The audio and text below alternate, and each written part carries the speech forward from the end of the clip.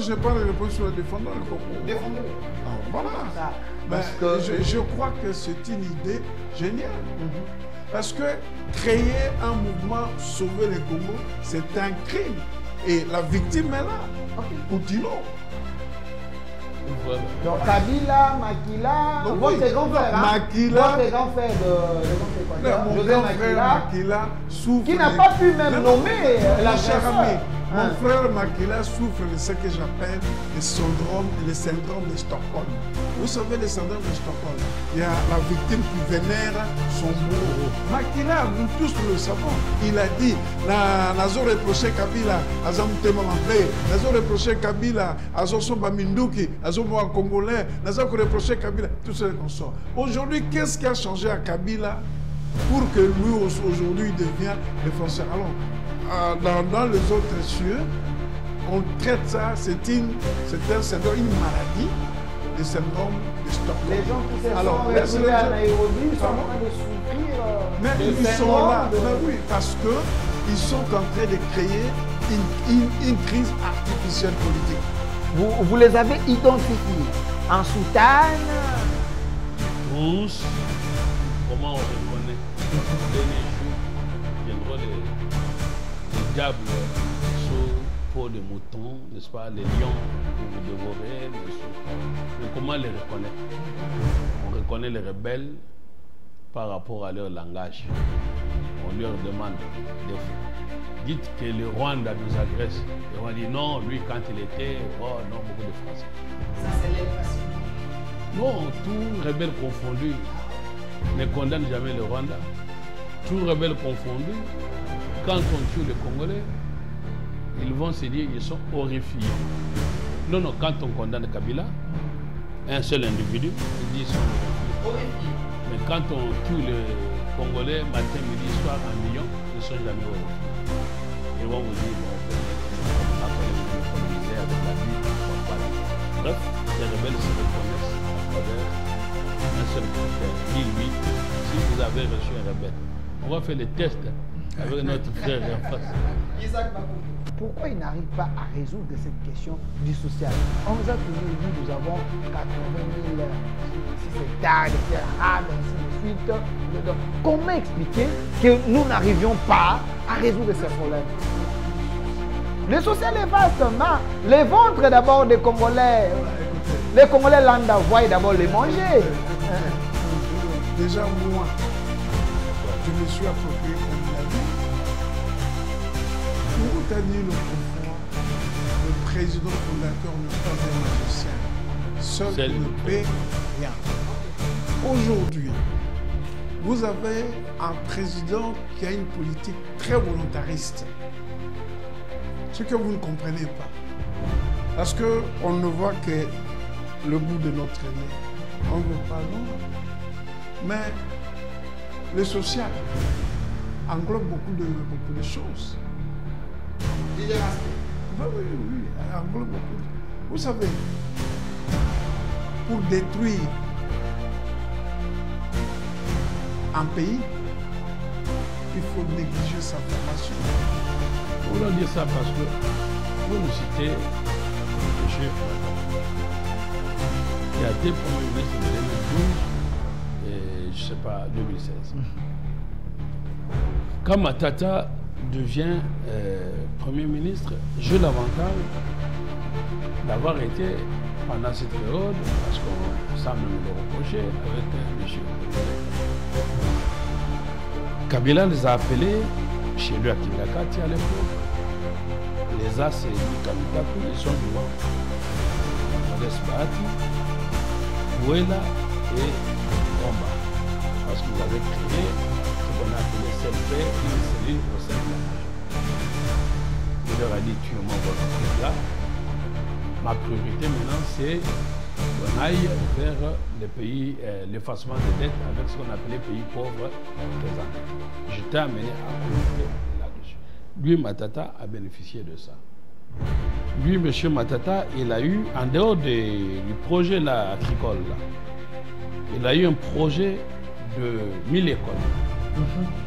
Donc, s'il faut qu'il revienne, c'est comme il est fugitif. Vous voyez que Sarkozy n'a pas fou, lui, il a fou. S'il revient ici, on les met d'abord en prison.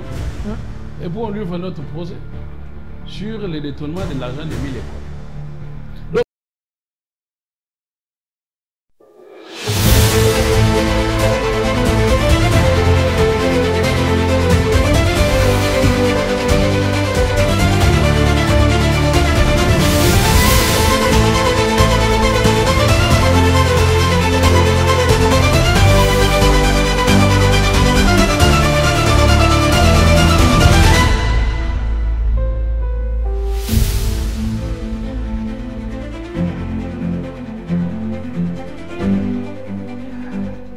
Soyez le bienvenu, fidèles téléspectateurs, chers Congolais. Vous êtes en train de nous suivre partout dans le monde et surtout en direct sur notre chaîne YouTube au Centre Télévision. Je pense que Bonzi est en train d'assurer YouTube de Centre Télévision et aussi sur Delcast Télévision, YouTube, Facebook Communication Plus également, Facebook au Centre TV, TikTok au Centre TV également sur nos pages TikTok et Twitter. Vous êtes en train de nous suivre en direct comme d'habitude, plus de 16 chaînes qui vont nous prendre en relais. Je vous avais annoncé un grand plateau, mais à la dernière minute, vu les embouteillages, les choses ont changé, mais cela ne nous empêche pas que nous puissions réfléchir pays, parce que le Congo a besoin des hommes de qualité, des Congolais de très bonne qualité pour mettre à la place publique des réflexions qui peuvent aider également les dirigeants afin que les Congolais se retrouvent. Comme d'habitude, sur ces plateaux, j'ai l'invité fidèle. Vous l'aimez parce que vous l'appréciez, vous estimez que c'est un bon Congolais. Lui s'appelle Maître Oscar Moubiaï, qui est coordonnateur d'un mouvement Défendons les Congos. Défendons les Congos. C'est lui le coordonnateur et ces mouvements. J'apprécie les gens qui appellent pour y adhérer. Et je pense qu'il va aussi lancer cet appel dans ce sens-là parce qu'il faut aimer les Congos. Il est aussi coordonnateur d'une structure État des droits en marche. Il est ici avec nous, avocat au barreau de Lille, Maître Oscar Moubiaï. Soyez le bienvenu. Merci, M. Delphin. Également, de l'autre côté, nous avons M. Isaac Bakoukou, un Bruxellois, un révolutionnaire. Les gens qui ont fait des marches et des conférences là-bas à Bruxelles pour qu'il y ait l'alternance et les changements. Mais aujourd'hui, il est spécialiste expert en développement parce que vous vous battez pour que le Grand Équateur et aussi que les seuls puissent avoir revanche sur les sous-sols. M. Isaac Bakoukou, soyez le bienvenu. Merci. Je dois remercier vos téléspectatrices et téléspectateurs qui nous suivent, comme vous l'avez dit, à travers le monde. La dynamique de développement Isaac Bakoukou est née quand le président de la République, Félix Antoine Tshisekedi, avait lancé son projet qu'il a intitulé l'agenda de transformation des produits agricoles. Je me suis approprié et je me suis autoproclamé le porte-parole. Et aujourd'hui, je suis un peu fier parce que je suis en train de transformer le manioc en farine de manioc, et maïs en semoule de maïs, et je suis dans la filière cacaoyère et palmeraie. Donc aussi le piment et les arbres fruitiers. Voilà ce qui a suscité en moi par rapport à l'idée géniale du président de la République. Vous savez, quand vous quittez Bruxelles pour aller à Paris, ben, ce sont des champs, des betteraves, de maïs, etc., etc. Mais quand vous quittez Kinshasa, arrivez à l'aéroport d'Engil, après, ce sont des constructions, des constructions, des constructions, des constructions. Alors que un jour, on aura une pénurie même de légumes, parce qu'il y a tellement de maisons qui sont construites. Regardez même le pépinière ici à Bandal. On a renvoyé ces mamans-là et ce sont les immeubles qui poussent comme des champignons. Donc voilà, je suis là. Merci. Et j'encourage, je demande aux jeunes de penser un peu à l'agriculture. N'importe quel un pays ne peut pas se développer sans l'agriculture. Merci. Alors, avec vous aujourd'hui, il y a un sujet pérennement lié au social. L'amélioration du social sous le régime Tshisekedi est un échec. L'amélioration du social sous le régime Tshisekedi, est un échec? Maître Oscar Moubiaï, coordonnateur d'une structure État des droits en marche et aussi défendant les Congos. Parlons-en, parce que défendre les Congos, c'est défendre aussi le peuple congolais. Lors du premier mandat, Félix Tshisekedi, on lui avait laissé un testament. Je me rappelle, lors de la prestation du serment, les gens chantaient. Félix, Papa Lobaki, les peuples d'abord. Vous défendez les Congos. Est-ce que Tshisekedi mérite d'être défendu? Parce qu'il semble que la population souffre sous le régime Tshisekedi. Il n'a pas respecté les testaments de son père. Écoutez, d'abord, je suis heureux d'être en face d'un révolutionnaire de bonne qualité. Parce qu'on est habitué à voir des rebelles de mauvaise qualité qui prennent les armes contre leurs propres citoyens. Et vous savez que pour qu'un pays se développe, il faut la révolution de l'esprit. Et là, vous avez un révolutionnaire qui s'approprie un slogan qui n'est pas vide. Parce que le président de la République, il fixe les caps. Il dit, bon voilà, il faut la revanche du sous-sol sur le sol. Du sol sur le sous-sol. Du sous-sol. Du sol sur le sous-sol. Bon, très bien. Parce que le sous-sol, c'est généralement les minéraux qui nous amènent la guerre. Alors que, quand vous prenez les pays comme le Pays-Bas, je vous apprends que la première richesse des Pays-Bas, vous savez c'est quoi? Le fleur. Fleur? Oui. Et quand vous allez aux Pays-Bas, vous allez voir que c'est un pays coquette. Hein. En fait, les villes irlandaises, lui, il est voisin des Pays-Bas. La Belgique est voisin des Pays-Bas, aussi de la France, évidemment. Vous allez voir que bon, c'est une ville très coquette. Bon. Et eux-mêmes disent, Dieu a créé le monde, nous avons créé les Pays-Bas. Parce que les Pays-Bas, c'est comme le thème l'indique, ils sont, si les digues cèdent, ils sont dans l'eau.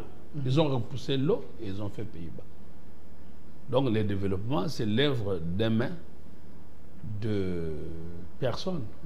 Alors, quand nous voyons notre frère qui s'approprie le slogan de M. Tshisekedi, en disant, ben, écoutez, il ne faut pas vous focaliser que sur le sous-sol, mais nous avons le sol et les sociétés dont vous parlez, c'est quoi? C'est d'abord donner aux gens à manger. Le ventre affamé n'a point d'oreille. Mais lui, il dit, ok, je vais aujourd'hui prendre les maniocs, les transformer en farine, prendre les maïs, les transformer en farine de maïs, et ainsi de suite. Ça, c'est un révolutionnaire de bonne qualité. Merci. Les révolutionnaires de mauvaise qualité, ils vont dire nous prenons les armes. Vous voyez déjà la contradiction. C'est dans cette philosophie-là que défendons le Congo s'inscrit. Parce que le Congo est à défendre et non pas à sauver. Le Congo est à défendre et non pas à sauver. Comment expliquer? Eux veulent sauver le Congo, vous voulez défendre le Congo. Comment le Congo n'est pas à sauver? Il semble que le ventre affamé n'a point d'oreille. C'est déjà un danger permanent. Parce que la faim peut amener à une révolution, à des guerres. Bon, écoutez, oui. Nous savons que les rebelles s'appuient sur ça, sur cette corde sensible, pour pousser les Congolais à la révolte en disant que vous n'avez pas à manger. Mais les philosophes, les sages ont dit, hein, devant la famine, vous comprendrez. Les pays d'où nous venons, lui et moi, ont connu aussi la famine, mais n'ont pas pris les armes. Ils se sont posé la question de dire comment faire pour chasser la faim. Et quand il vous dit que quand vous roulez des paris en Belgique, vous ne voyez que des champs, des betteraves. La Belgique, c'est un pays de frites. Hein. Leur première qualité, c'est les frites. Hein. Je ne sais pas, je suis face à un Belge. Pas belge au sens où vous allez prendre dans le monde, mais pour quelqu'un qui a vécu en Belgique. En Belgique, quand vous avez même des centimes, vous allez manger des frites. Tout ça, vous savez, chez nous au Congo, quand on dit à quelqu'un paysan, il se fâche, il y a la bagarre qui s'ensuit. Il considère que c'est une injure. Il pense que vous l'avez réduit. Vous l'avez réduit. Or, les paysans, ce sont les riches en Europe. Donc, ils ont compris qu'il y a lieu de travailler les sols, mais aussi les sous-sols. Bon, les sous-sols nous causent beaucoup de problèmes. Je suis heureux d'être donc en face d'un frère qui lui travaille sur les sols. Alors, pour finir, peut-être, par rapport à les testaments que les peuples d'abord. Oui, oui, avec les sassons-fils, le peuple d'abord. Est-ce qu'aujourd'hui, Félix Tshisekedi est en train d'exécuter ces testaments? Il semble que les sociales ne s'améliorent pas. Ben le peuple est affamé. Nous sommes le seul pays qui marche sur la tête. Bon, Tshisekedi arrive au pouvoir, nous n'allons pas ici faire le bilan de Tshisekedi. Mais c'est quand même important, nous parlons du social. Mais je vous réponds. Pas de problème. Tshisekedi arrive au pouvoir, il trouve le budget à combien? À 4 milliards.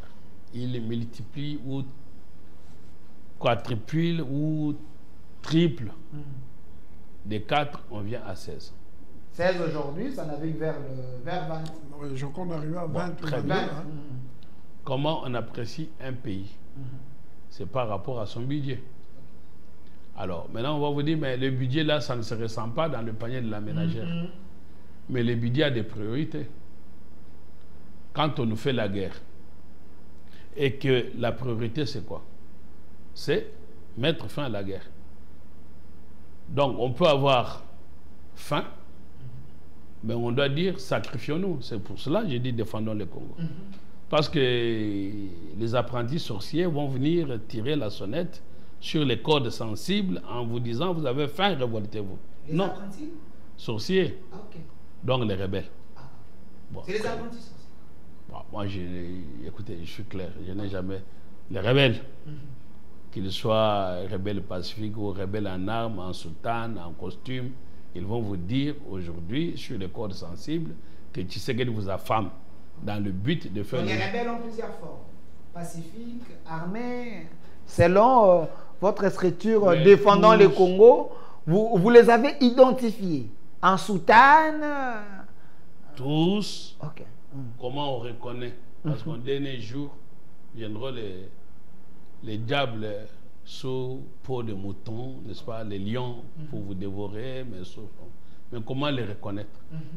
On reconnaît les rebelles par rapport à leur langage. On leur demande, dites que le Rwanda nous agresse. Et on dit non, lui quand il était, oh non, beaucoup de Français. Ça c'est l'aile pacifique? Non, tout rebelle confondu ne condamne jamais le Rwanda. Tout rebelle confondu, quand on tue les Congolais, ils vont se dire qu'ils sont horrifiés. Non, non, quand on condamne Kabila, un seul individu, ils disent qu'ils sont horrifiés. Horrifiés. Mais quand on tue les Congolais, matin, midi, soir, en millions, ils ne sont jamais horrifiés. Ils vont vous dire, bon, venez, comme quand on est venu nous coloniser avec la Bible. Bon, voilà. Bref, les rebelles se reconnaissent à travers un seul critère. Dis-lui, si vous avez reçu un rebelle, on va faire les tests avec notre frère en face. Isaac Bakoukou. Tu vas demander à Isaac, dis-moi, les gens là qui disent souvent les Congos de Nairobi, qui nous agresse aujourd'hui? S'il vous dit c'est le Rwanda qui nous agresse, ça c'est un bon citoyen. Mais s'il va commencer à vous dire, ben, vous comprenez, les Congolais souffrent. Donc pour vous répondre et lui laisser la parole, je vous dis qu'aujourd'hui, la priorité des priorités, c'est la paix. Et la paix rejaillit sur le social. Sans la paix, il n'y a pas de social. Mais les rebelles de mauvaise qualité vont vous dire les sociales pour pousser les gens à la révolte. Non. Comment vous allez manger? Même si tu as déjà dressé ta table, on te dit que les rebelles sont dehors. Tu vas fuir. Tu vas laisser à manger sur la table. Donc d'abord... c'est la paix d'abord. Voilà. Merci. Alors, M. Isaac Bakoukou, parce que vous êtes dans le développement, vous voulez quelque chose de change, vous voulez qu'il y ait l'amélioration du social des Congolais, mais j'aimerais quand même avoir un peu la lumière par rapport à cette question. Qu'est-ce que Tshisekedi a déjà fait depuis 2018 ou 2019 jusqu'à aujourd'hui? Pourquoi il n'arrive pas à résoudre cette question du social? On nous a toujours dit nous avons 80 6 hectares de terres arables, ainsi de suite. Comment expliquer que nous n'arrivions pas à résoudre ces problèmes? Vous entendez du social? Le social est vaste, mais les ventres d'abord des Congolais. Écoutez, les Congolais lambda voient d'abord les manger. Écoutez, déjà moi, je me suis approprié, comme vous l'avez dit, Mobutu a dit l'autre fois, le président fondateur n'est pas un magicien. Seul il ne paie rien. Okay. Aujourd'hui, vous avez un président qui a une politique très volontariste. Ce que vous ne comprenez pas. Parce qu'on ne voit que le bout de notre nez. On ne veut pas loin. Mais le social englobe beaucoup de choses. Plusieurs aspects. Ben oui, englobe beaucoup. Vous savez, pour détruire un pays, il faut négliger sa formation. Ça fait partie du social. Vous comprenez ça? Aujourd'hui, il faut que vous soyez des gens qui disent qu'ils veulent sauver le Congo pour affirmer que Tshisekedi ne fait rien. Ce qu'ils sont en train de faire là, c'est la peur de découvrir ce que Félix Tshisekedi est en train de faire. Et dans la situation dans laquelle nous nous trouvons aujourd'hui, ben, Félix bénéficie, dans le jargon juridique, des circonstances atténuantes. Vous ne pouvez pas supporter une guerre imposée par les intérêts particuliers de certains. Il faut payer la solde militaire. Il faut acheter les uniformes militaires.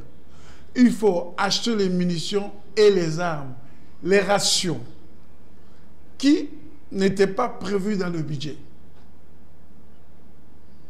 Payer les fonctionnaires. Assurer les entreprises qui fonctionnent sur base des importations et des exploitations de certains produits. Relancer l'agriculture dans notre pays. Il faut être Tshisekedi pour faire ça. Les Congolais ont crié le dollar. Aujourd'hui, le dollar baisse. Ils ne veulent pas accepter. Ils sont en train de... Oh, c'est ça les sociales. Les dollars baissent, mais le pouvoir d'achat... Non, le problème est celui-ci. Je vis avec toute honnêteté. Je fais le marché. Je vais dans les supermarchés aussi. J'ai constaté certains produits ont sensiblement baissé.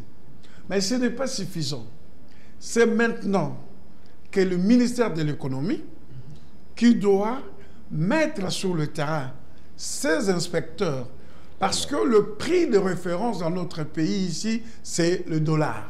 Le prix est fonction de dollar. Alors, quand le dollar a baissé, je vous donne un exemple du carburant. Le carburant a baissé à 2600. Ça devait encore baisser parce que le dollar est à 20, 21, 22. À l'intérieur du pays, moi je suis de Mbandaka, j'ai laissé les litres à 4500 et à 4000. Il faut que le ministre de l'économie définisse aussi les tarifs pour le carburant, la vente à l'intérieur du pays. Mais c'est son rôle, la politique de prix. Il relève du ministère de l'économie, il doit les vérifier parce qu'il sait, avec le ministère de l'économie et le ministère des Finances, via la DGDA, et parce que bon, la TVA n'a pas une administration comme dans le pays initiateur de la TVA, c'est à ce moment-là que le ministère de l'économie va consacrer, non, réellement dire à la population, non, le prix du pain a baissé, le prix, je vis le prix des sacs de semoule ont baissé, de farine de manioc ont baissé, et il y aura aussi les viandes qui vont baisser, mais la viande coûte cher ici simplement parce que on n'a plus beaucoup d'élevage. Il faut réhabiliter l'élevage et réhabiliter l'agriculture. Moi, j'apprécie le général Kassonga Kabouik, le Turc national. Voilà, il est là. Voilà, donc, sur le plan social, Félix, compte tenu du contexte, il fait quand même beaucoup. Et avec le temps, on va se stabiliser au niveau des prix. avec le temps. Monsieur, je vous ai dit, je vous ai dit, il va terminer ses mandats constitutionnels. Chez nous, le Mongo, il y a un adage qui dit Bata fenda kantandola pose ola.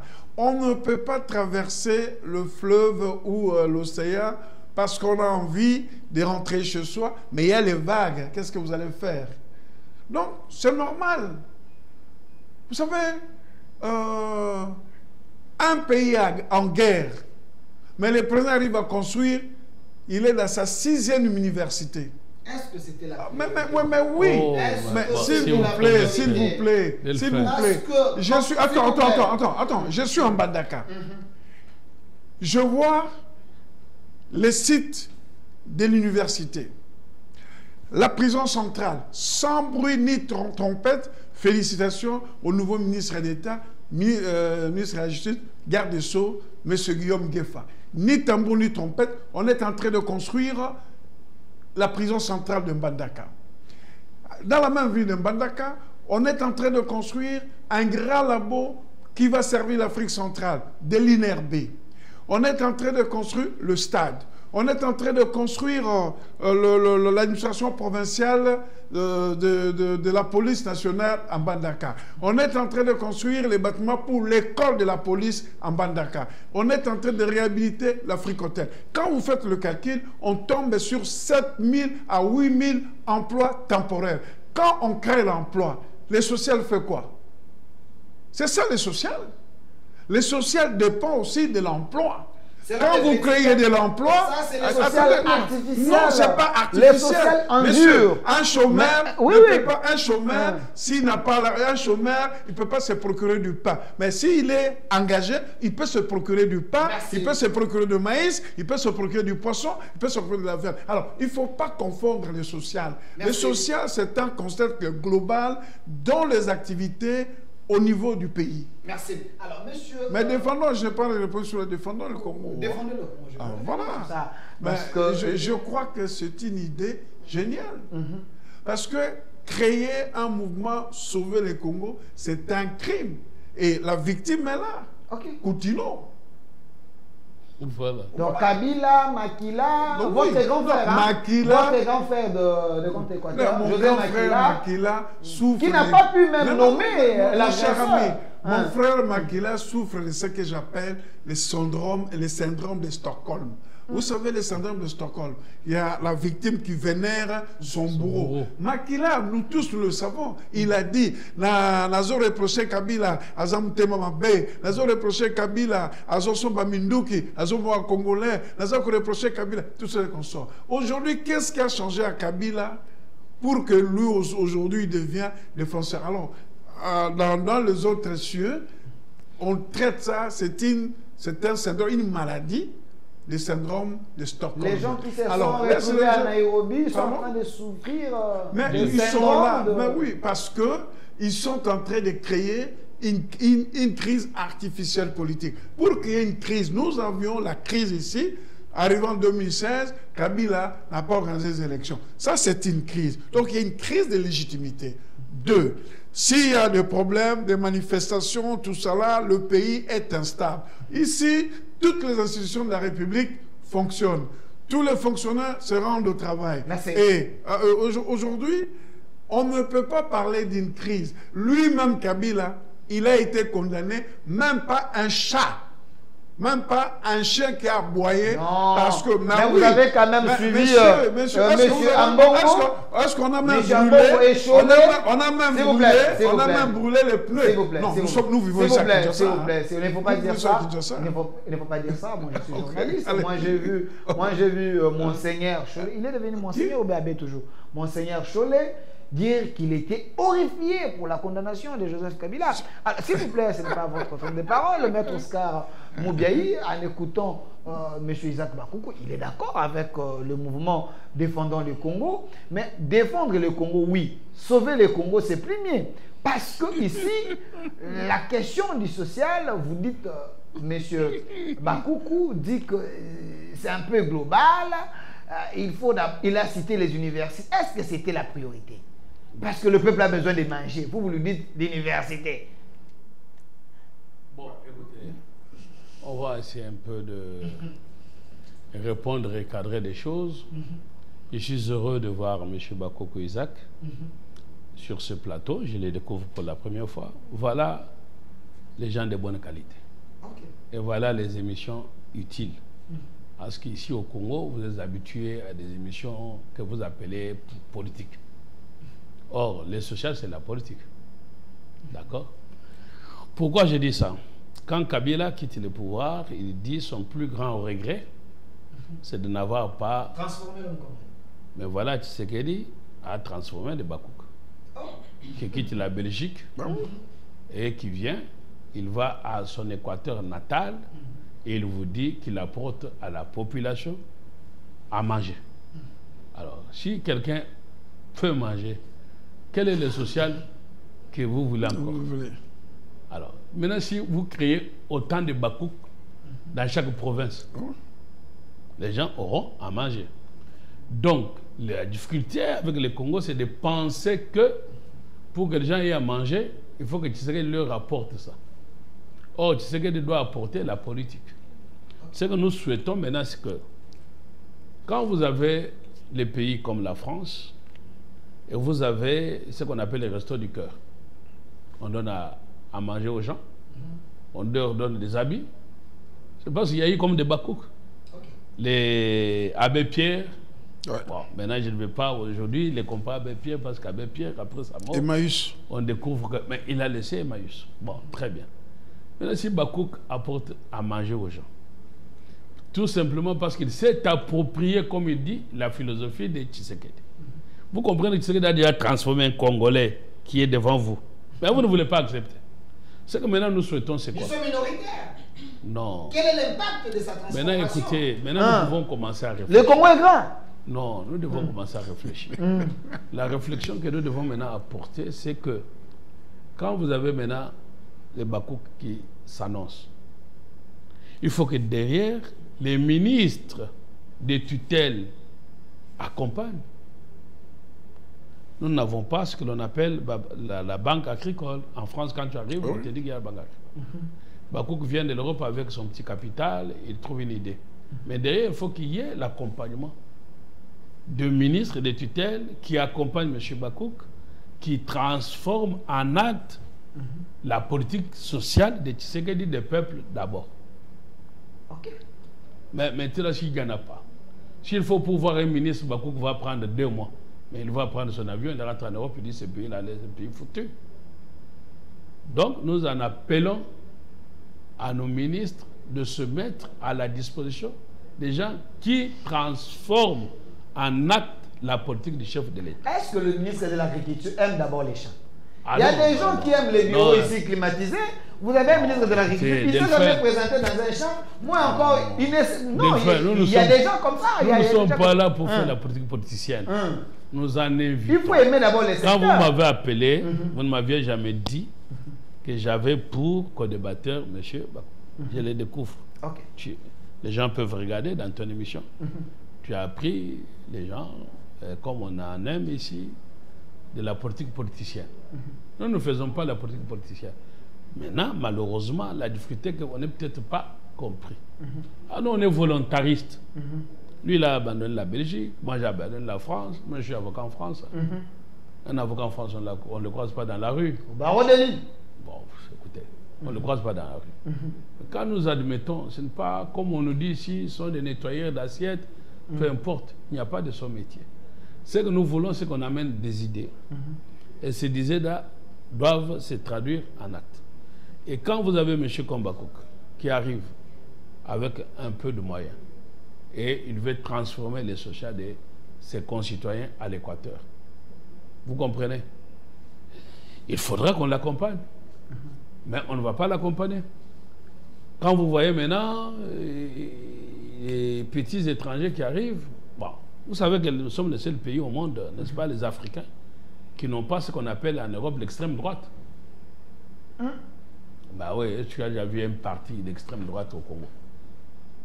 Ça existe pas. Mais il y a plus de 900, plus de 1000 partis politiques. Il n'y a aucun pays en Afrique qui dit qu'il est l'extrême droite. L'extrême droite, ça veut dire quoi? Ça veut dire qu'on va dire les peuples d'abord, ça veut dire aimons d'abord ce qui est national. Si M. Bako ici ouvre un magasin de ses produits de maïs et de manioc, et qu'un Libanais, désolé de citer, ou un Indien, pas son qui vient de chez nous, ou le petit Européen, il arrive, il fait la même chose, tout le monde va aller acheter la farine dans ce magasin-là. Ils vont laisser leurs frères. Donc, il n'y a pas le consommation national. Peut-être c'est parce que ce que vous faites manque de la qualité. Parce que je me rappelle, il y avait un ancien ministre ici de l'industrie, Germain Kambinga, à un moment, il avait dit « consommons congolais ». Est-ce que c'est que nous produisons, ça a de l'impact, la qualité parce que toi, tu me cites un ministre de mauvaise qualité. Donc, il fut ministre de l'industrie sous Kabila. Mais oui, il avait dit consommons congolais, ministre de l'industrie. Qu'est-ce qu'il a fait sous Kabila? Consommons les Congolais. Ou consommons congolais. Plutôt pas les Congolais parce qu'il ne faut pas les manger. Consommons congolais. Il crée une société qu'on a appelée comme Akar ou des olives là, où il y a des magasins. Maman disait Régal. Oui, Régal. C'est normal. Égal ou égal? Égal ou quelque chose. Moi, j'ai assisté à un client qui touchait $30 000. Et c'est possible. Ce n'est pas normal, ça ne participe pas à la philosophie. Quand au Congo, vous avez les Indiens, les Chinois qui vous vendent les chikwang, alors que la loi interdit qu'un étranger puisse faire les petits commerces. Et c'est normal. Donc, la question ici, c'est de définir des politiques. Donc, comme il l'a dit, Tshisekedi n'est pas un magicien. Il donne les idées. Et les Congolais doivent s'approprier des idées. Au moins, lui, il a des idées. Les autres, vous ne pouvez pas citer une quelconque idée. Hein. Lui, il dit, voilà, il faut la revanche du sol sur les sous-sols. Et puis créer les millionnaires congolais. Ça, c'est la philosophie nationale. Et ailleurs, on aurait fait des livres. C'est comme ça que les pays se développent. Mais puisque nous sommes des pays comme ça... Alors, mais pour ça, qu'est-ce qu'on met? Oui, avoir les idées, c'est bon. Mais faire suivre ces idées à un accompagnement avec une enveloppe musclée pour que les Congolais se retrouvent, c'est encore mieux. Nous ne sommes pas au gouvernement. Mais nous réfléchissons. Bon, écoutez... Qu'il n'y ait pas les idées vides. Non, nous ne pas du cosmétique. Monsieur, nous te disons que non seulement nous réfléchissons, mais nous agissons. Avec vos petits moyens, sans accompagnement de l'État. Voilà. Maintenant, nous interpellons les décideurs d'accompagner le Congolais qui arrivent, qui ont des idées, qui ont les capitaux, qui les traduisent en actes. Vous avez compris. Alors, quand vous dites que écoutez, tu sais qu'il n'a pas fait le social. Heureusement, moi, j'aurais dû ne pas parler et me taire tout de suite pour l'émission, parce que je retrouve un autre Congolais qui peut dire ce que nous avons toujours dit. Nous, quand nous disons, on nous dit, Moulouba, il y a le liste, mais lui, il est de l'Équateur. Alors, donc, pour te dire quoi? Pour te dire que quand M. Kabila fait 18 ans de son pouvoir, vous avez ce que l'on a appelé 5 chantiers. Révolution de la modernité. Vous avez ce que l'on a appelé révolution de la modernité. Et Bukanga Lonzo, il ne faut pas oublier. Il avait pensé aussi à ça. On te laisse dire tout ça. Mais maintenant, au bout des comptes, retour sur expérience, parce qu'il faut évaluer la politique. Quand on met en place une politique, il faut évaluer les résultats. Les résultats, vous avez des matatas fugitifs parce qu'ils ont détourné. Bon, là n'est pas la question.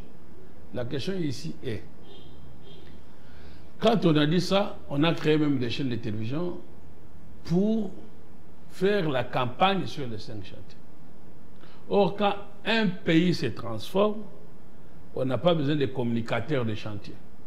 Ça se constate. Quand on construit une maison, on voit que ça se constate. Lui, mon ami frère, il vient vous dire qu'il y a des universités. Prenons qu'une seule université. On va dire c'est chez lui. Qui vient de pousser en Bouchemaï. Lui dit qu'il y en a d'autres qui poussent ailleurs. Maintenant, est-ce que vous avez compris que depuis plus de 60 ans, En dehors de ce que le Belge a laissé comme école, il n'y a jamais eu construction d'une université. Et aujourd'hui, vous avez un bijou en Bujumaï, vous en avez à Kananga, vous en avez à l'Équateur, d'autres provinces. Maintenant, le problème, c'est quoi? On va les former dans ces universités-là, les étudiants qui vont être diplômés. Mais on ne va pas se poser la question que quand ils vont finir, où est-ce qu'ils vont aller? Donc là aussi, il faut penser à ce qu'on appelle les systèmes éducatifs, parce que vous formez non, pas les systèmes éducatifs. Des chômeurs anticipés. Non, pas les systèmes éducatifs. Maintenant, il faut penser à l'orientation. Quand le Belge est parti d'ici, il a laissé ce qu'on appelle les cycles courts. Ça voudrait dire des gens qui ne peuvent pas aller vers les bacs. Et les cycles courts sont des techniciens. Quand on a créé, on n'a pas seulement créé l'université, on a créé des écoles, comme des IEC, où on formait des cadres techniciens. Mais aujourd'hui, tout le monde, devenant ministre, il veut devenir docteur. Et en conséquence, tous les instituts dits supérieurs, toutes les écoles des cycles courts ont été supprimées parce qu'on vous vend les mythes des diplômes. D'où nous venons là-bas en Europe, les Blancs. Donc il n'y a plus la spécialisation. Non, ce n'est pas question de spécialisation. Ça veut dire que le métier, regardez l'Allemagne, parce qu'on a dit ce qu'elle a dit qu'il veut faire du Congo l'Allemagne. L'Allemagne de l'Afrique. Mais l'Allemagne, qu'est-ce qui développe l'Allemagne? C'est petites et moyennes entreprises. Quand vous défilez ce que mon ami Bakoko fait, je vois des tomates, je vois des farines. Mais ce qu'on appelle petites et moyennes entreprises. Donc voilà, j'avais mon ami, j'ai eu le bonheur de partager, je ne chute pas là, de partager le temps de vol après beaucoup d'années. Mais Mike Ekila, qui est ministre, beaucoup plus au social, j'avais trouvé... Formation professionnelle, quelque chose comme ça. Bah, non, j'avais trouvé que ces garçons étaient suffisamment intelligents. Alors que j'ai étudié avec lui, je ne l'avais pas connu aussi en ce niveau-là. Je les découvre beaucoup d'années plus tard. Il me dit parfois, quand on nous donne des ministères social, les gens s'en moquent. Alors moi, je vais faire du ministère social un méga ministère. Parce qu'au fait, en réalité, tout n'est que social. Donner à boire, donner à manger. Mais à boire, à manger, il ne faut pas être dans l'esprit de ce qu'on a dit. Si tu me donnes un poisson, je mangerai, j'aurai encore faim. Mais si tu m'apprends à pêcher, je n'aurai plus jamais faim. Donc, nous devons maintenant accompagner les chefs de l'État dans la réalisation de sa politique sans nécessairement être appelé au gouvernement ou ceci, cela. Donc, pour revenir à ce que tu as dit, mais on dit de Tshisekedi sur les sociales, mais quand vous avez un budget qui augmente, on n'en parle pas. Quand vous avez le dollar qui baisse, on critique. Alors que quand vous avez un ministre de 2012 à Tsou Kabila, tout ce qu'il avait dit, j'avais maîtrisé les macroéconomiques avec les gros mots. Non, pas les cadres macroéconomiques, je me rappelle de Matata Pogno avec ses réunions des troïkas stratégiques. Monsieur... Bon, maintenant, j'étais en train de dire, quand il a dit macroéconomique, il avait maîtrisé le dollar. Aujourd'hui, les dollars baissent. Mais voilà ce qui se passe. J'en ai fait. 5 secondes. Non, mais parce qu'à l'époque de Matata, avec les budgets de 4 milliards, quand même, la vie sociale était mieux, les choses étaient calmes. Vous, avec bon, les régimes de Tshisekedi, avec les budgets de près de 20 milliards, la situation s'empire. Les gens cherchent même que Kabila puisse revenir. Parce que là... Vous me relancez avec la question. Laissez-moi finir dans moins d'une minute. Une minute. Pour vous dire ceci. La difficulté, c'est d'être face à des vendeurs diligents, les gens là qui sont allés à Nairobi, qui vont vous dire, après 18 ans, qu'Elsou Kabila c'était mieux. Ça, c'est le mental du colonisé, dans ce qu'il a appelé le syndrome de Stockholm. On aime toujours... Apparemment, vous vous complétez. Bah, si on est de bonne qualité, on se complète. On aime toujours... La nostalgie on aime négative. toujours son bourreau. Et le peuple africain est toujours dans la nostalgie. Regardez.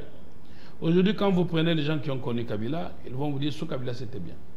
Quand vous prenez nos parents, nous, donc mon père qui a connu la colonisation, on va vous dire sous Belge, nous étions bien. Et effectivement, quand tu regardes sous Belge, si ce n'était pour manger et boire, école et consorts, regardez les Belges ont laissé de villes. Et regardez des routes que les Belges ont laissées, les écoles que les Belges ont laissées. Mais on a dit partez. Si ce n'était que pour le pain, en Chilou, il y a un adage, parce que lui disait à moi, chez les Mongos, en Toulouse, il y a un adresse qui dit. Ok, je vous encourage. Vous, Wakuja, quand vous connaissez. Si ce n'était que pour en manger, nous n'allions pas immigrer. Vous comprenez? Donc, sortez de l'idée de penser que la vie se résume à ce que vous voyez à manger. Merci. Mais par contre, créons des structures comme il en a créé, qui donnent à manger. Pensons plus à créer à manger qu'à demander à ce qu'on nous donne à manger. Alors, et merci. donc, des rebelles ici, de mauvaise qualité, qui n'ont jamais créé moins de récoltes, qui n'ont jamais... C'est des révolutionnaires. Il ne faut pas les appeler des rebelles, c'est des révolutionnaires. Vous avez des Sessanga qui ont dit, ils ont fait la lutte armée. C'était des révolutionnaires, il fallait libérer les Congos. Sessanga qui vous dit, tu sais que d'aujourd'hui c'est un tyran, il fait souffrir les Congolais. La richesse du Congo est entre les mains d'un noyau des gens. Je vais vous revenir s'il vous plaît, il ne faut pas que les internautes, s'il vous plaît, je vais vous revenir. Il ne faut pas que les internautes s'énervent. Alors, Monsieur Isaac Bakoukou,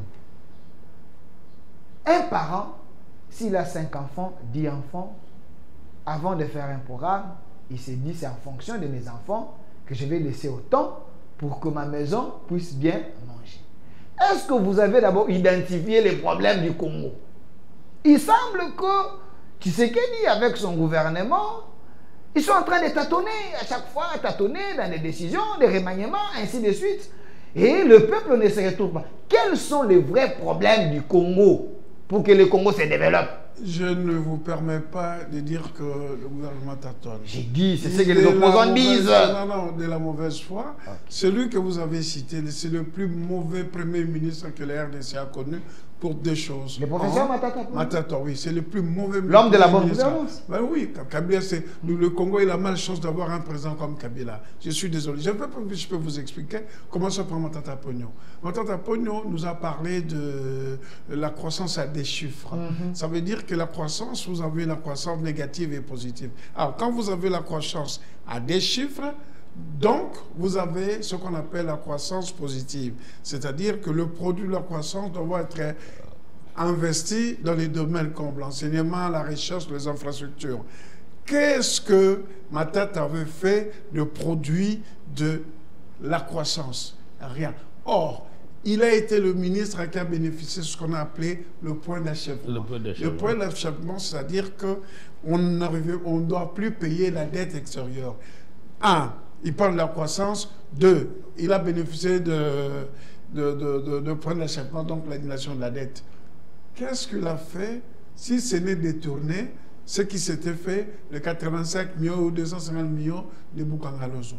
Kabila, les 18 ans qu'il a régné dans ce pays. Il ne faut pas oublier que le dialogue de Sun City, c'était pour qu'on puisse identifier tout le problème. Et tous ces problèmes est repris aujourd'hui dans le préambule de notre Constitution. Les causes profondes, c'est quoi? Alors, il ne faut même pas me dire que après dialogue intercongolais, il a régné pendant 18 ans. Il n'avait pas identifié les causes profondes qui rongent les peuples congolais. Alors, c'est ainsi que je vous dis, non, il faut éviter... Joseph Kabila a pris le pays entre les mains. Laurent Désiré Kabila et les clans Kabila, s'il vous plaît, je vous relance. Ils ont pris le pays entre les mains de Mobutu, il n'y avait pas les entreprises, les pays étaient endettés. Comment il n'y avait pas d'entreprise? Non, j'étais avec Plus Romain ici et Ferdinand Kambert et m'ont dit les pays étaient endettés jusqu'au bout. C'est Kabila qui a mis les institutions. Apparemment, vous êtes un peu des passéistes. Vous êtes un peu des passéistes. Les entreprises que Kabila a créées, Kabila n'a pas créé les entreprises. Kabila n'a pas créé les entreprises. Regarde, il a hérité les entreprises en canard boiteux et qu'il a essayé de réhabiliter en pointre. Il n'a pas créé, il a créé les entreprises privées pour lui, dont Légal, qui importe des produits, il ne payait rien. Quand on a coincé, Légal existe encore, ça n'existe pas. Qu'avez-vous fait au lieu d'être passéiste? Il faut... Non, s'il vous plaît. Qu'avez-vous fait au lieu d'être passé? On vous dit ce qu'on a fait, tu ne veux pas accepter. Gouverner, c'est prévoir. Ainsi, je vous ai posé la question, quels sont ainsi, les vrais problèmes? S'il vous plaît, quels sont les vrais problèmes? Qu'est-ce que vous avez identifié? Quels sont les canevas pour que les choses changent, pour qu'il y ait un développement? Je vais vous répondre. Vous citez Kabila partout. Je vais vous répondre. D'abord, nous sommes que des victimes des situations que nous avons héritées. Gouverner, c'est prévoir. Ça, on sait. La mauvaise gestion. Ça, on sait. Non, vous ne le savez pas. Parce que si vous le savez, vous ne pouvez pas poser cette question-là. Mais moi, je vais vous le dire. Le Congo est toujours riche. D'abord. Alors, utilisez ce que vous avez pour développer le pays. Congo, tel que nous l'avons hérité, il a parlé de 4 milliards de budget. Le Congo, c'est un chantier. Quand on vous dit un chantier, ça veut dire qu'il y a d'énormes problèmes, il faut construire. Nous avons le problème de l'électricité, nous avons le problème de l'eau qu'on essaye de pallier. Nous avons aujourd'hui le problème de l'agriculture. Vous savez, vous parlez de la Chine, vous parlez des États-Unis, vous parlez de l'Europe, vous parlez de la Russie et de l'Ukraine. Vous savez, aujourd'hui, les gens ont découvert que l'Ukraine, c'est le roi des céréales. Même les quand vous avez eu une mauvaise politique et maintenant, vous héritez tous ces problèmes-là. Quand je vous parle de l'agenda des transformations, est-ce que vous avez déjà goûté le pain fabriqué à base de farine de manioc? Vous avez déjà goûté ça? C'est une innovation. Ce sont des problèmes auxquels... Il a déjà goûté les shawarma. C'est le problème auquel nous faisons face. Mais il y a ces problèmes, et puis de l'éducation, la santé, la formation. Ce sont le problème, et puis la production.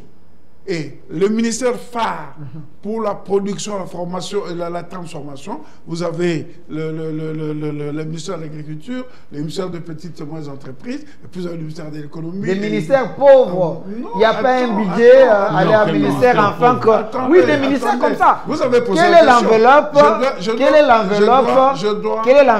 que le gouvernement, dans les budgets qu'on a mis en place pour ces ministères? Vous êtes animé d'une mauvaise foi parce que... Non, je suis réaliste. Vous ne réfléchissez pas que nous sommes en guerre. Et quand vous êtes en guerre, il y a des dépenses d'urgence qui perturbent le budget. Mais moi, je vais vous dire une chose. Aujourd'hui, avec le nouveau ministre, je crois, quand il était en enseignement supérieur, le développement rural, ce n'était pas son dada. Mais aujourd'hui, je constate que le ministre Moïse Dozang, il est dans son dada. Et moi, personnellement, j'ai écrit pour faire une suggestion. Parce qu'on ne peut pas parler de l'agriculture sans que nous puissions arriver à exposer ce que nous produisons et ce dont nous avons besoin. J'ai suggéré au ministre de l'Agriculture, au ministre de l'Élevage, petites et moyennes entreprises et ministre du Tourisme, qu'on puisse essayer d'organiser la foire internationale de l'agriculture et de l'élevage comme ça se passe en France et en Belgique à Libremont. Parce que moi, je partais souvent à la foire de Libremont. Qu'est-ce qui se passe là-bas? Il y a le fabricant des outils, ils viendront exposer. Les fabricants des engrais, ils viendront assister, et le producteur de bétail, tout ça là, ils viendront, et les touristes viendront ici voir ce que la RDC, par province, ce que la RDC produit. Parce qu'on ne peut pas être dans un vase clos. Nous devons nous vendre. Parce que quand le président est parti en Chine, vous savez, le premier produit qui est cherché par les Chinois, il y a les piments, il y a les cacao, autant de tonnes. Mais pour ce faire, il faut une politique agricole, comme l'Europe le fait. D'abord, il y a la PAC, la politique agricole commune, dont les agriculteurs bénéficient des crédits, bénéficient des subventions. Et quand il y a surproduction, l'Union européenne rachète des produits. Et parfois, vous voyez, dans les missions humanitaires, il y a le produit de l'Union européenne. Il faut revaloriser la fonction de l'agronome. Il faut former les agriculteurs. Nous ne pouvons plus continuer avec une agriculture artisanale.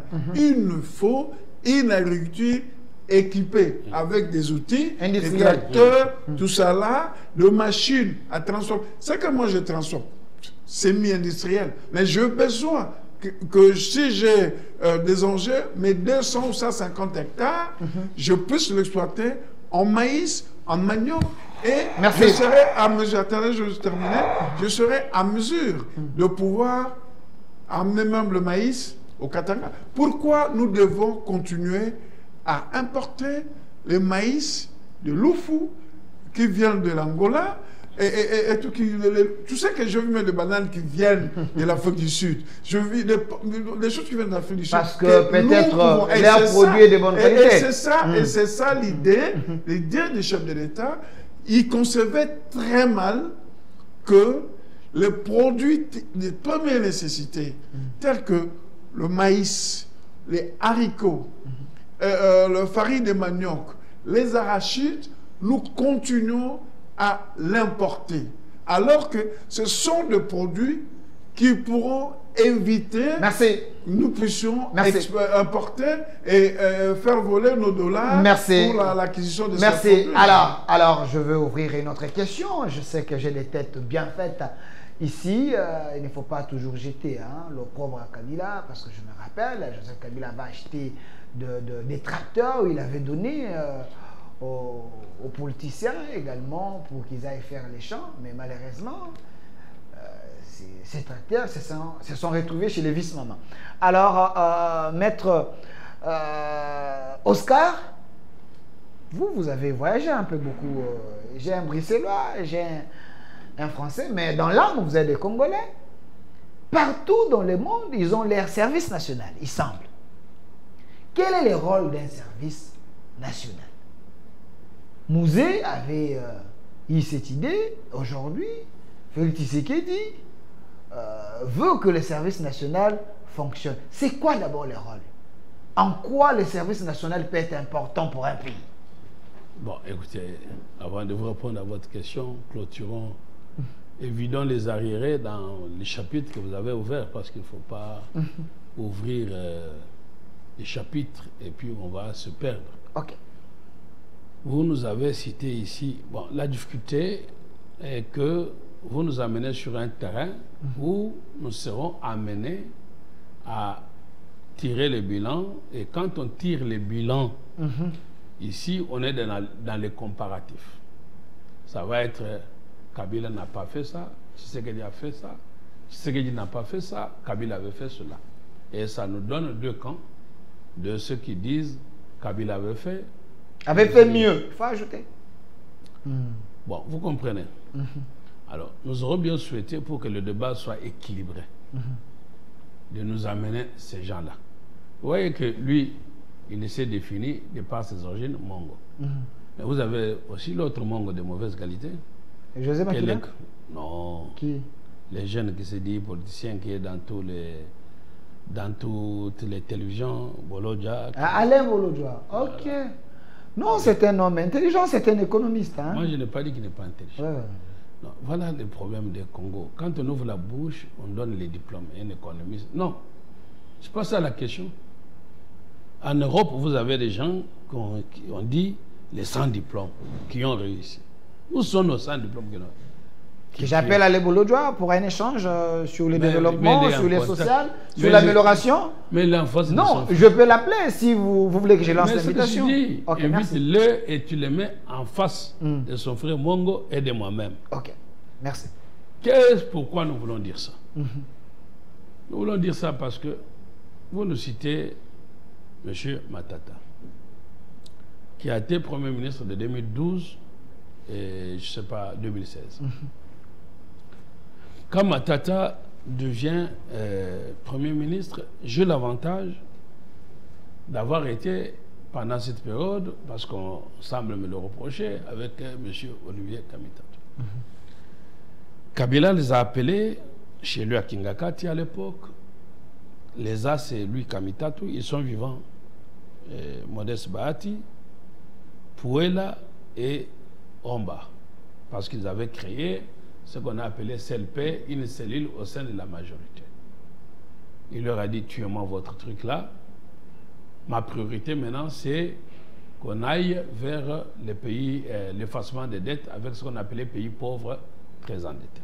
J'étais amené à communiquer là-dessus. Lui, Matata, a bénéficié de ça. Lui, M. Matata, il a eu, en dehors du projet là, agricole, là, il a eu un projet de 1000 écoles. Donc, s'il faut qu'il revienne ici, comme il est fugitif, vous voyez que Sarkozy n'a pas fui. Lui, il a fui. S'il revient ici, on le met d'abord en prison. Et puis, on lui fait notre procès sur le détournement de l'argent des 1000 écoles. Donc, il n'a créé aucune école. Sur le projet de 1000 écoles. Mais je suis clair avec toi, non? Ok. Mon frère vient de l'Équateur. Vous savez, Mobutu avait fait de la politique de l'agriculture priorité de priorité. Et vous avez eu des Belges qui ont eu des grands hectares pour les cafés, pour l'agricole et pour ça. Et puis il y a eu ce qu'on a appelé les réalisations.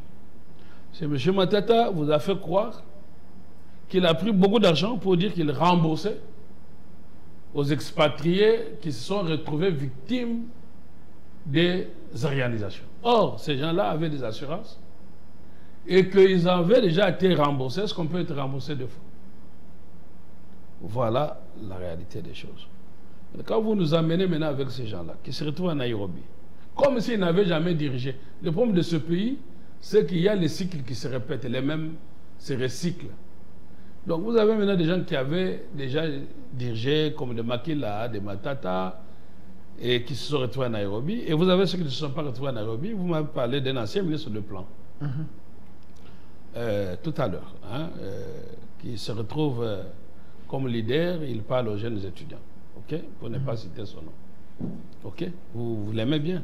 Délice Samba, c'est un homme intelligent. Un homme intelligent. Très bien, mais vous oubliez qu'il a été ministre du plan. C'est quoi le plan? C'est quoi le plan? C'est planifié, comme le terme l'indique, pour être simple. Et quand vous avez des pays civilisés, lui il vient de la France, vous allez voir aujourd'hui les passages des trams, des métros, des trains, parce qu'on avait planifié que dans 30 ans, une route passera là. Mais vous voyez, vous, un monsieur qui a été ministre du plan, qui ne laisse rien comme planification, pour dire, bon, moi, je suis un homme, je passerai, mais je pense que dans 20 ans, pour l'intérêt du Congo, voilà ce que je laisse comme planification. Rien. Mais il passe, il est intelligent, train de vie, alors que quelqu'un qui n'a jamais eu autre emploi qu'être en politique, bah, on va le trouver qu'il y a des immeubles, ainsi de suite. Vous voyez, et puis on va dire, non, vous ne pouvez pas prêcher. C'est un avocat pratiquant. Monsieur. Il est dans les dossiers, il défend des gens, il a des clients, il a un cabinet. Je ne doute pas de ça. J'ai l'avantage de connaître l'homme que vous me citez et je le veux venir au pays. Je suis avocat en France depuis 2014. Il est avocat en France depuis 2019. Ok? C'est pour dire que le parcours, il est parti comme jeune, il revient. Le parcours d'un homme, dans ce qu'il a, c'est pour ça que nous demandons à ce qu'il y ait déclaration de richesse. C'est pour ça que la Constitution les prévoit. Les gens disent, nous aimons la Constitution. Mais la Constitution dit, quand vous entrez en fonction, il faut déclarer ce que vous aviez avant et ce que vous avez à la sortie. Nous ne voulons pas des politiciens qui s'enrichissent que quand ils sont arrivés au pouvoir. Donc, ne m'amène pas à faire le procès de quelqu'un. D'être en train de dire que nous ne voulons pas, il faut qu'il y ait un renouvellement de la classe politique. C'est ça la difficulté chez nous. Quand on a échoué, on a échoué. Et on ne veut pas être reconduit. Et quand on a déjà été au pouvoir, avant d'ouvrir la bouche, on doit commencer à dire qu'est-ce qu'on a pu faire quand on était au pouvoir pour qu'on sache. Maintenant, si vous revenez encore au pouvoir, Qu'est-ce que vous pouvez faire? Tout ce monde-là, il n'y a personne qui n'a pas dirigé. Vous avez suffisamment payé les arriérés, la question du service national. Maintenant, je reviens sur ta question du service national. Quel est le rôle? Non, laissez-moi te répondre. Répondre de quel est le rôle, c'est répondre à une question beaucoup plus de manière mécanique, 1 plus 1 égale 2. Non, la question est en termes de la politique économique. Il y a des pays, réserve. Il y a des pays, quand vous arrivez aux États-Unis, qui est un pays libéral, vous n'aurez pas un service qu'on va appeler national. Pourquoi? Parce que là, l'on considère que l'initiative soit privée. Maintenant, il y a des pays qui émergent comme en Europe aujourd'hui, ce qu'on appelle la démocratie sociale, hein, les sociodémocrates. Et ils disent, OK, que l'État intervienne sur le marché. Les Américains disent que c'est une mauvaise chose, d'où la politique de laisser faire et laisser aller. Mais ils disent non, nous voulons que l'État intervienne sur le marché en prenant les secteurs vitaux. Par exemple, l'eau, l'électricité, ça on nationalise, on n'ouvre pas ça au privé. Et le monsieur Matata que vous m'avez cité a eu une mauvaise politique avec Kabila. Vous savez qu'ils ont mis à la tête de nos entreprises publiques. Vous avez dit que Mobutu n'a pas laissé d'entreprise.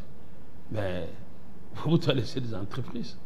Nous avions des régies des eaux, nous avions la SNEL, nous avions la GECAMINE, qu'on a dépiécé aujourd'hui par M. Kabila. C'était déjà en faillite. C'est Kabila qui a fait réanimé ces entreprises publiques. Mon cher ami, on n'a pas de temps, je n'ai fini. En 2008, il y a Matata qui prend une décision avec Kabila qui était d'abord anticonstitutionnelle. C'est le décret de 2008 où on permet qu'on ouvre les capitales des entreprises dites publiques au privé. D'accord? Et vous avez eu des entreprises comme l'ONATRA. On a mis à la tête de ces entreprises des privés pour dire nous allons gérer pour vous. Vous avez des dirigeants français qui avaient, moi je l'ai connu, je suis allé à Bordeaux pour le rencontrer parce que j'avais un procès avec ONATRA. Il s'est agi de M. Ponson. Ce sont des gens à qui on payait 30 000 $ pour être DG en disant que nous allons vous apporter la compétitivité et la rentabilité. Or, ces gens-là avaient fait faillite. Cette entreprise, c'était Procosa, qui a fait faillite au Togo, Canada et plutôt Gabon, et qui sont venus chez nous comme si nous n'avons pas nos services de renseignement. Parce que quand on parle de renseignement, ça ne doit pas être seulement des renseignements, de l'ordre, guerre, la guerre on se tue, mais il y a aussi la guerre économique. Et or, cette entreprise avait fait faillite ailleurs, et aujourd'hui, en fait, ils sont arrivés chez nous, on leur a donné nos entreprises publiques. Ils n'ont pas apporté les résultats, et ces gens étaient payés. Donc, je parlais de Claude Ponson qui était à l'ONATRA, qui paye 30 000. Alors qu'un national, est-ce qu'on peut lui payer 30 000 $? Vous voyez un peu, ça c'est la politique du pays qui avait été mise en place par M. Kabila. Et donc, si nous voulons parler des politiques économiques de M. Kabila qui a tué ce pays, appelez-nous les économistes, nous pouvons parler. Et enfin, par rapport à votre question, aujourd'hui, le service national, ça veut dire que le pays trouve qu'il y a les secteurs vitaux qui ne peuvent pas être ouverts à la concurrence et que ça doit être le monopole de l'État. C'est comme la régie des eaux, la SNEL, notre GECAMINE qu'on a libéralisé par M. Kabila et en les tuant. Donc c'est ça le service national, comme l'agriculture. Si maintenant M. Kassongo le lieutenant général Kassongo Kabila, ça c'est le service national du Congo. Bon, s'il cultive les maïs et que vous ouvrez maintenant le secteur au privé, lui, le privé va le mettre en concurrence, il sera tenu d'augmenter le prix du maïs. Et donc le service national, c'est un service des secteurs vitaux qu'on laisse aux nationaux. Voilà ce que je peux vous répondre. Et pour finir avec notre ami Isaac, quand il vous dit qu'il est rentré dans l'Équateur profond pour faire le maïs et les maniocs, mais si vous lui amenez un Libanais qui lui va lui faire concurrence et qui n'est pas accompagné, ça pose problème. Et enfin, j'ai une dame qui est au niveau de Sakana, vous demandez, c'est Madame Sanga, qui est au niveau des Sakania, vous nous demandez qu'est-ce que Tshisekedi a fait. Mais quand vous arrivez au port sec de Sakania, entre Zambie et le Congo, bon, déjà la route de Kasumbalé, ça, Sakania, c'était non asphalté, Tshisekedi a asphalté. Aujourd'hui, vous avez beaucoup de camions de ceux qui viennent de l'Afrique du Sud, de Nairobi, pour passer par là. Il y a ce qu'on appelle le port sec de Sakana, donc frontière entre Zambie et Congo. Mais cette dame, elle vous a plus de 150 têtes de bêtes. Il a de poissons. Qu'est-ce que je veux dire par là? Il a des poulaillers, mais il n'est pas accompagné.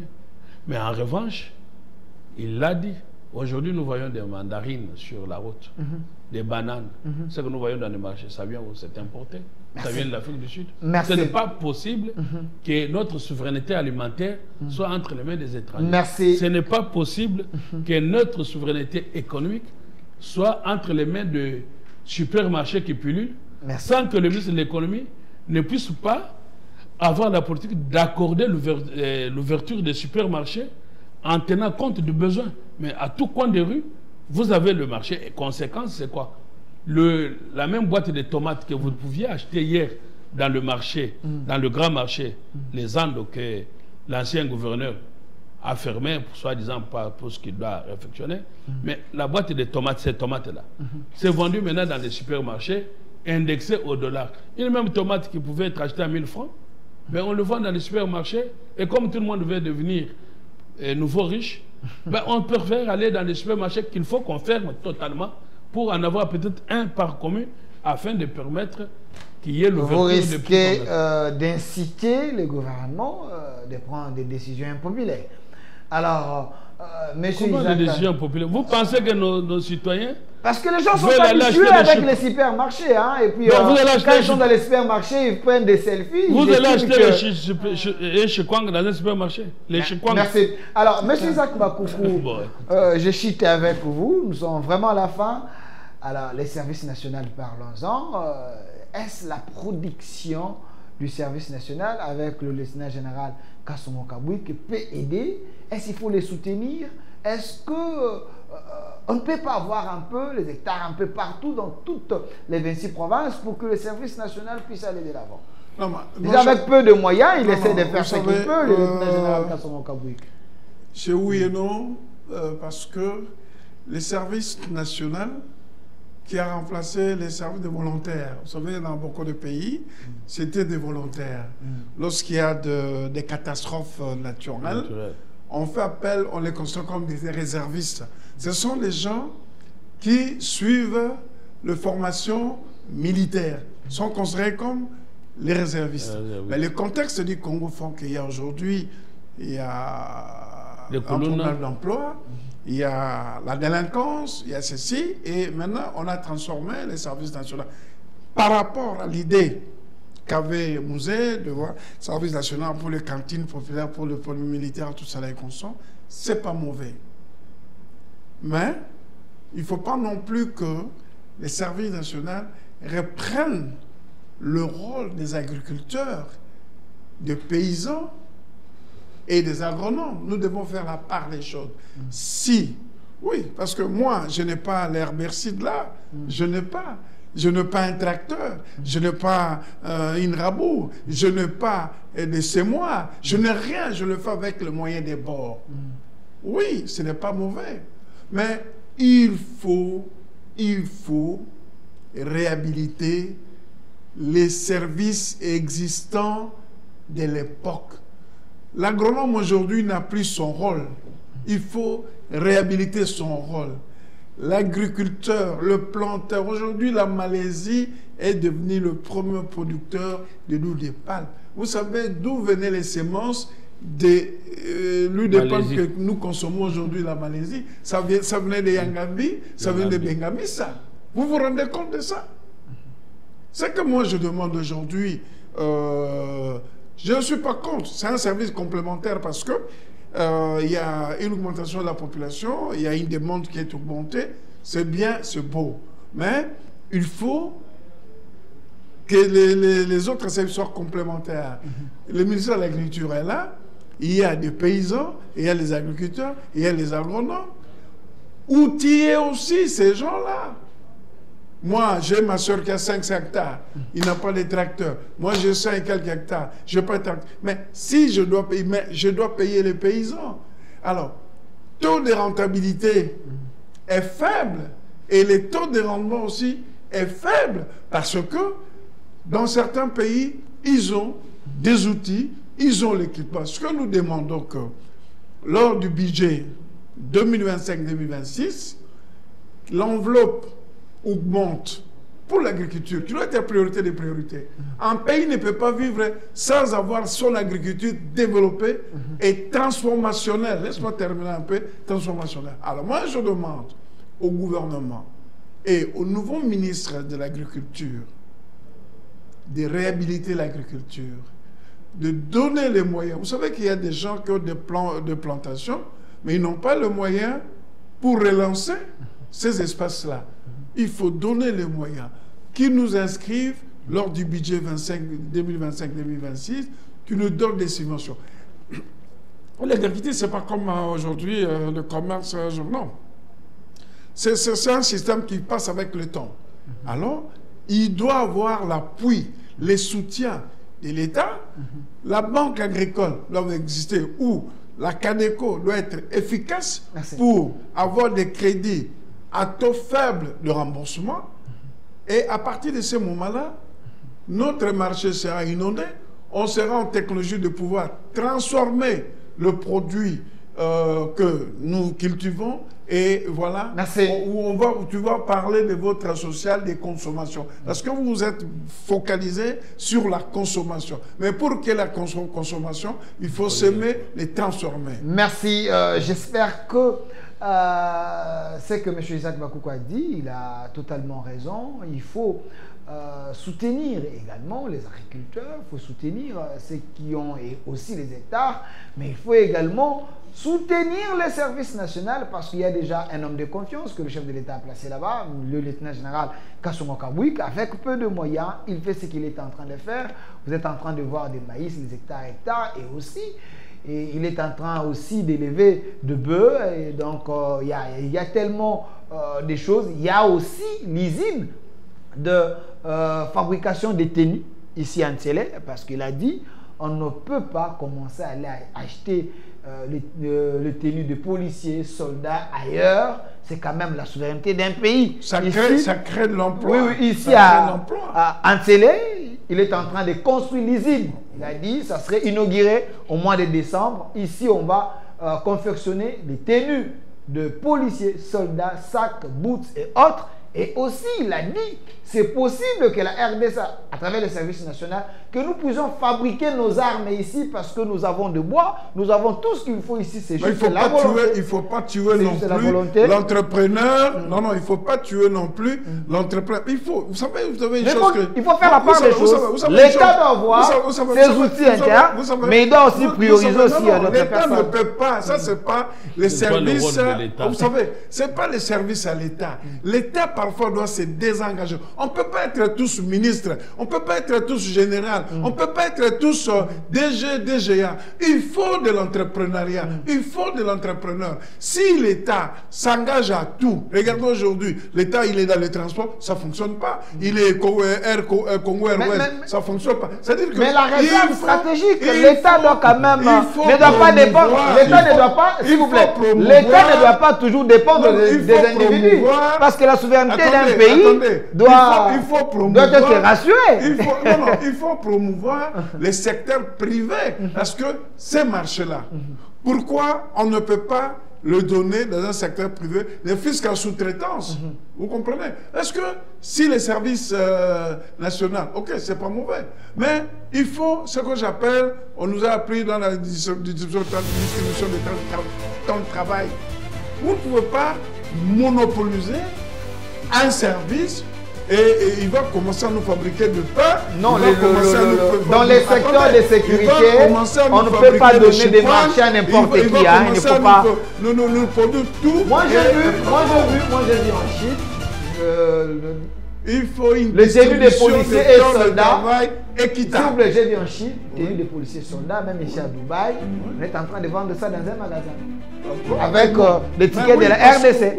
Donc, quand le service national pense confectionner cela, c'est aussi stratégique. Alors, Maître Oscar, 30 secondes, le mot de la fin, on retient quoi? Non, il peut y avoir une entreprise privée dans laquelle qui fabrique les deux trucs, mais surveillée par l'État, surveillée par les services. Maître Oscar, 30 secondes. Mais vous avez toujours un problème avec moi parce que les gens vont me dire que je me plains pour... C'est la dictature positive de l'émission. 30 secondes. Malheureusement, cette dictature, vous l'appliquez envers moi. Bon, je ne m'en plains pas. Je vais vous dire tout simplement, dans ce que vous avez dit, que je suis heureux de cette émission.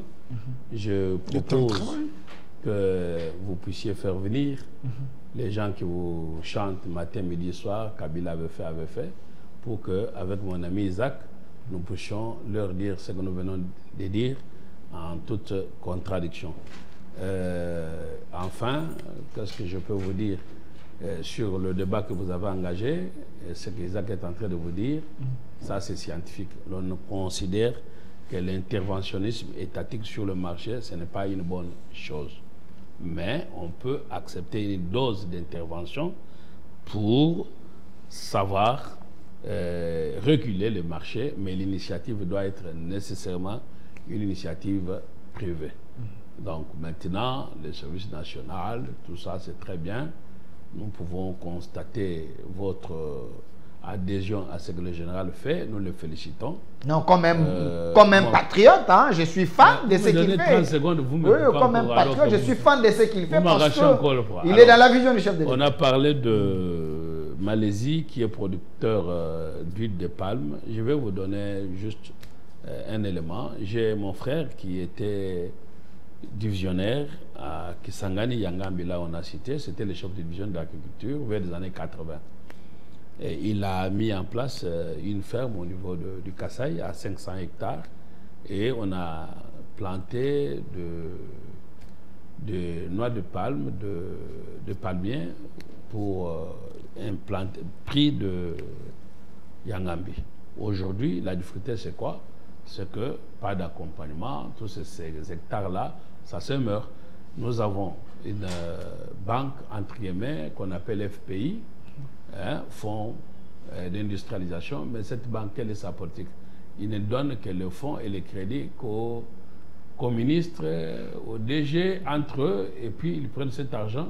Ils ne vont même pas ouvrir une moindre ferme pour faire un poulailler. Merci. Donc je crois que pour l'avenir, si vous nous invitez sur des sujets comme ça très importants, ça nous permettra de voir avec nos amis et leur dire qu'ils quittent la rébellion, qu'ils nous rejoignent dans ce que l'on appelle « défendons le Congo ». On ne peut pas mieux défendre le Congo qu'en étant patriote. Et ce que dit l'article 63 de notre Constitution, on a le devoir de défendre son pays. Défendre le pays, ce n'est pas seulement prendre une arme. Défendre le pays, c'est faire comme Isaac a fait, donner à manger à la population. Donc, on peut défendre le pays sur plusieurs secteurs. Qui sont censés rejoindre ces mouvements défendant le Congo? Ben, comme Isaac, déjà, je trouve déjà que c'est un bon défenseur du Congo. Je vous ai dit que c'est un devoir national. Tout citoyen a l'obligation de défendre son pays. Et non pas de dire sauvons le Congo. Non, sauver le pays, ça c'est un pays qui est en train de se noyer. Le Congo n'est pas en train de se noyer. Le Congo est en train de se relever comme un grand et un géant. Et les jours qu'il se relèvera totalement, l'Afrique sera debout. Merci. Ce n'est pas moi qui l'ai dit, mais on l'a dit que le Congo a une forme de revolver dont la cachette se trouve au Congo.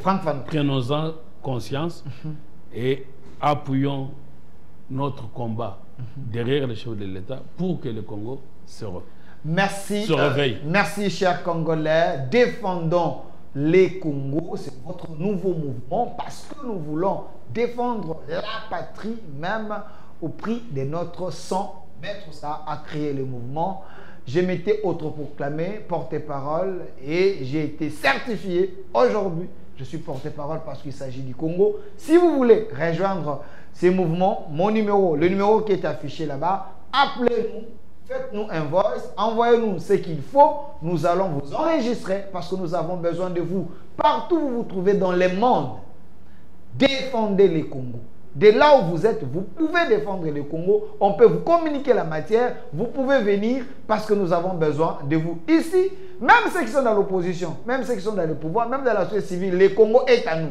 Défendons d'abord le Congo et notre RDC. Au revoir.